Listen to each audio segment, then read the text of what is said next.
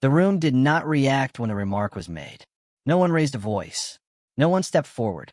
By the end of the encounter, there was nothing to debate and no story to exaggerate. Those present would later agree on only one detail. The outcome was clear almost immediately, yet no one could explain exactly when control shifted. There was no display meant for applause. Only a brief adjustment, a measured response, and a silence that settled differently than before. From that moment on, size was never discussed the same way again. The gym was not new, and it was not ceremonial. It existed for repetition, not display. The floor had been marked by years of movement. Footwork patterns layered invisibly over one another. Weights rested where they were left, not arranged for symmetry. The air carried the dry, neutral smell of effort that comes from training done daily and without commentary. This was not a place where legends were introduced. It was a place where they quietly overlapped. On that day, the space belonged to no one in particular, yet everyone understood who usually commanded attention within it. Kareem Abdul-Jabbar was already there when Bruce Lee arrived. His presence altered the room in an uncomplicated way. There was no posture meant to impress, no conscious projection of dominance. His height alone reorganized how people stood around him. Conversations adjusted. Eyes lifted when he moved. He had learned long ago that authority often required no reinforcement. Bruce Lee entered without interrupting anything. There was no pause in training, no greeting that required acknowledgement. He wore what he always wore, plain clothing, chosen for movement rather than recognition. Those who noticed him did so indirectly, through reflection in mirrors or brief glances that did not linger. He did not survey the room. He did not signal readiness. He simply took a position where space allowed. The contrast between them was immediately visible but not theatrical. One body had been shaped by reach, leverage, and structural advantage. The other appeared assembled for precision, compact, unassuming, contained. If anyone had been asked to predict influence based solely on appearance, the answer would have come easily and without debate. That ease mattered. This gym attracted individuals who were accustomed to winning rooms before effort was required. Athletes, trainers, observers, each carried an internal hierarchy built from size, speed, reputation, or numbers recorded elsewhere. These hierarchies were rarely challenged directly. They were accepted because they had worked. Bruce Lee did nothing to disrupt that order upon arrival. He did not warm up publicly. He did not claim equipment. He stretched briefly, quietly, without drawing a perimeter around himself.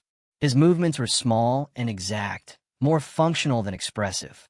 Anyone watching would have seen only preparation, not intent. Kareem noticed him eventually, not because of sound or movement, but because attention in such spaces is drawn naturally toward imbalance. Two extremes in one room create a silent dialogue, whether either participant consents or not. Still, nothing happened. Time passed. Drills continued. Weight was lifted, released, returned. The room followed its normal rhythm, and yet something held underneath it, an unspoken awareness that two interpretations of physical authority now shared the same floor. There was no expectation of confrontation, only the quiet certainty that if one occurred, it would not be accidental. The comment did not arrive with intention. It surfaced the way long-held beliefs often do, casually, without awareness of their own confidence. Kareem Abdul-Jabbar had spent his life inside a body that resolved questions before they were asked. Coaches deferred. Opponents adjusted. Systems were built around his dimensions rather than against them. Size, in his experience, was not a theory. It was a condition of reality. The remark came during a pause, not a challenge. It was said to no one in particular, yet clearly about someone. A sentence shaped by habit more than ego. The kind of observation that circulates freely among professionals who have never needed to test it. Size always wins. There was no edge in the delivery. No smirk meant to provoke. It landed softly and stayed where it fell. Several people heard it.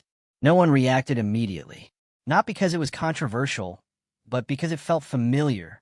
The statement aligned cleanly with most of what the room already believed. Length creates distance. Weight creates pressure. Reach dictates outcomes. These were principles reinforced daily in competitive environments. Bruce Lee was within earshot. He did not look up. His posture did not change. If the sentence registered, it left no visible trace. He continued adjusting his stance, rolling his shoulders once, checking balance through his feet. Nothing in his expression suggested disagreement nor assent. He did not correct the remark. He did not acknowledge it. That absence mattered more than a response would have. In rooms like this, silence can mean concession. It can also mean irrelevance. To most observers, the difference is indistinguishable. The assumption settled that Bruce Lee had heard the comment and accepted its premise as unworthy of reply. Kareem did not look toward him either. There was no need. The sentence had already done its work. It established a frame, one that placed size at the top of the hierarchy without hostility. It simplified the comparison. It made the outcome hypothetical rather than immediate. Yet something shifted, though few could later identify when. Those who watched closely noticed a narrowing of attention. Not focus in the aggressive sense, but alignment. Bruce Lee's movements became smaller, quieter. He stopped adjusting and stood still, as if waiting not for permission, but for inevitability to finish forming. The assumption now occupied the space between them. And assumptions, once spoken aloud, have a way of demanding resolution, even when no one asks for it. No one announced that something was about to happen. The gathering formed the way weather changes, incrementally, without signal. One person finished a set and did not begin another. Someone else leaned against the wall instead of returning to drills. The sound of movement softened, not stopped, but reduced, as if the room were unconsciously conserving attention. The presence of an audience was not planned, yet it became unavoidable. These were not spectators in the usual sense. No one had taken a seat or raised a camera. They remained participants in their own routines, but their awareness tilted toward the same point. In high-level training spaces, this shift is instinctive. People learn to recognize moments that will later be referenced without needing names or timestamps. Bruce Lee did not look around to confirm who was watching. Kareem remained where he was, relaxed, one hand resting briefly against his hip as he listened to something said nearby. His posture communicated comfort, not readiness. There was no indication that he expected a response to his earlier remark.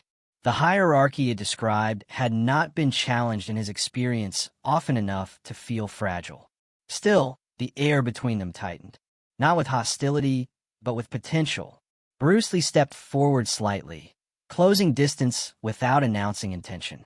The movement was subtle, small enough that it could have been dismissed as repositioning. He had placed him inside a shared space rather than adjacent to it. It established a frame, one that placed size at the top of the hierarchy without hostility. It simplified the comparison. It made the outcome hypothetical rather than immediate. Yet something shifted, though few could later identify when. Those who watched closely noticed a narrowing of attention. Not focus in the aggressive sense, but alignment. Bruce Lee's movements became smaller, quieter. He stopped adjusting and stood still, as if waiting not for permission, but for inevitability to finish forming. The assumption now occupied the space between them. And assumptions, once spoken aloud, have a way of demanding resolution, even when no one asks for it. No one announced that something was about to happen. The gathering formed the way weather changes, incrementally, without signal. One person finished a set and did not begin another. Someone else leaned against the wall instead of returning to drills. The sound of movement softened, not stopped, but reduced, as if the room were unconsciously conserving attention. The presence of an audience was not planned, yet it became unavoidable. These were not spectators in the usual sense. No one had taken a seat or raised a camera. They remained participants in their own routines, but their awareness tilted toward the same point. In high-level training spaces, this shift is instinctive. People learn to recognize moments that will later be referenced without needing names or timestamps. Bruce Lee did not look around to confirm who was watching. Kareem remained where he was, relaxed, one hand resting briefly against his hip as he listened to something said nearby. His posture communicated comfort, not readiness. There was no indication that he expected a response to his earlier remark. The hierarchy it described had not been challenged in his experience often enough to feel fragile. Still, the air between them tightened, not with hostility, but with potential. Bruce Lee stepped forward slightly, closing distance without announcing intention. The movement was subtle, small enough that it could have been dismissed as repositioning. It placed him inside a shared space rather than adjacent to it. It was an adjustment that changed options, not tone. Those watching did not speak. There is a particular silence that forms when people understand that commentary would cheapen what is about to unfold. This was not anticipation of violence. It was recognition that something would be clarified, and that clarity required no noise. No challenge was issued. No rules were stated. Bruce Lee's expression remained neutral. His breathing did not deepen. He did not adopt a stance recognizable to those accustomed to formal sparring. Whatever he was preparing to do, it did not involve demonstration for its own sake. Kareem finally looked down. The difference in height made the motion unavoidable. Their eyes met briefly, without heat or humor. The exchange lasted no longer than necessary, carrying none of the signals usually associated with confrontation. It was not a question, and it was not an invitation. It was acknowledgement. At that moment, the audience understood something without agreement passing between them. This would not be a contest measured by endurance or force. Whatever occurred would be brief, and it would be enough. There was no signal to begin. Bruce Lee did not step back to create space.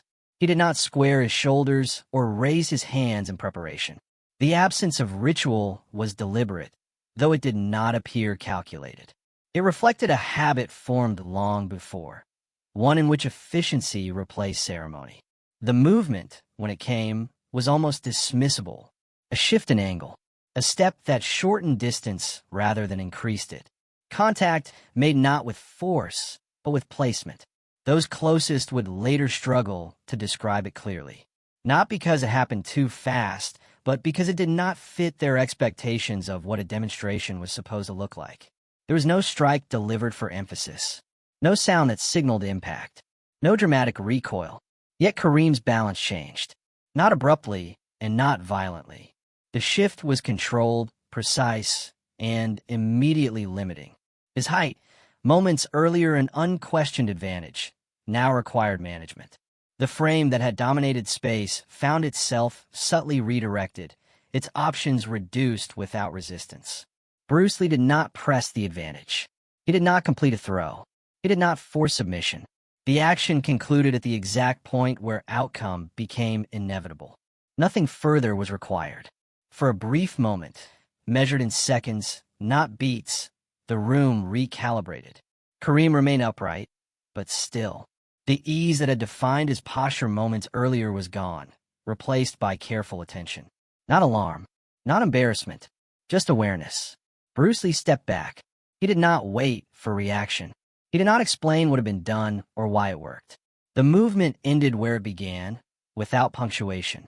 His face showed no satisfaction, no assertion of superiority. The demonstration had not been offered as proof, only as correction. The silence that followed was not imposed. It arrived naturally, as people reassessed what they had just witnessed. The assumption spoken earlier, that size determined outcome, had not been argued against. It had been rendered incomplete. The room did not erupt. There was no applause, no exclamation, no commentary. Yet something had changed, quietly but irreversibly. The statement about size, the one that had framed the moment before, lost its authority. It remained spoken, but its weight no longer dictated perception. Those present adjusted their attention without conscious effort, realigning their assumptions to match what had silently unfolded. Kareem Abdul-Jabbar straightened, not with pride, but with consideration. His reach, his height, his physical presence, all the attributes that had dominated previous interactions, were still undeniable, yet they no longer carried the same certainty. For the first time in that room, someone had moved through the space without contesting force, and the effect was absolute. Observers registered a subtle tension, not fear, nor awe, but a recalibration. Long-held beliefs about what dictated power, muscle, leverage, mass, were quietly questioned. The correction did not come with explanation. It did not need to. A demonstration so minimal, so precise, required no verbalization to convey its point. Bruce Lee returned to a neutral stance. His face remained composed, his body relaxed. There was no lingering display, no sense of triumph.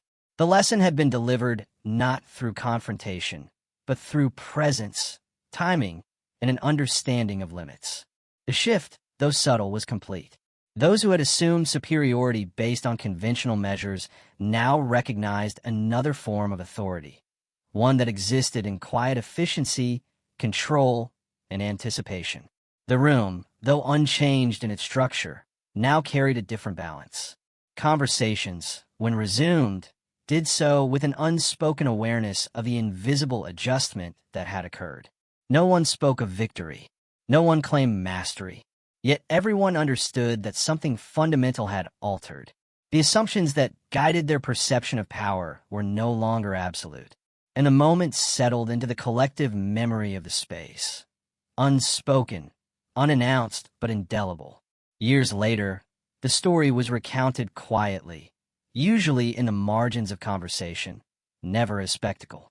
Those who had witnessed the event recalled it not for drama, but for the clarity of its outcome. The moment had left no bruises, no celebration, yet it remained vivid, etched not in force, but in understanding. Kareem Abdul-Jabbar carried the memory in the subtle ways he approached challenges afterward. His stature remained imposing, but the certainty of its dominance had softened. When discussing skill, when coaching others, the incident resurfaced as an example of efficiency and presence over size and strength. It shaped decisions, not headlines. Bruce Lee's presence in that gym persisted long after his departure. People who had not seen him in person learned of the encounter secondhand, often phrasing it in terms of inevitability rather than surprise. He did not fight, they would say. He simply made the answer clear. The lesson became part of how mastery was defined: quiet, precise, undeniable. The room itself retained a memory, as if the patterns of movement and attention had subtly shifted. Those who returned to train noticed it without realizing why. The way spacing was respected, the way assumptions about physical advantage were questioned, the way observation became more acute. The space had absorbed the demonstration and allowed it to shape behavior without intervention. No trophies marked the moment. No record exists outside recollection and anecdote. And yet the impact endured. For those who had been present, and for those who later heard the story, it served as a reminder that true authority does not demand recognition. It does not seek applause. It quietly resolves questions that others have already assumed were beyond debate. In time, the narrative became legend. Not the kind written in newspapers or broadcasted in highlight reels, but the kind that shapes understanding, informs practice, and quietly alters perception.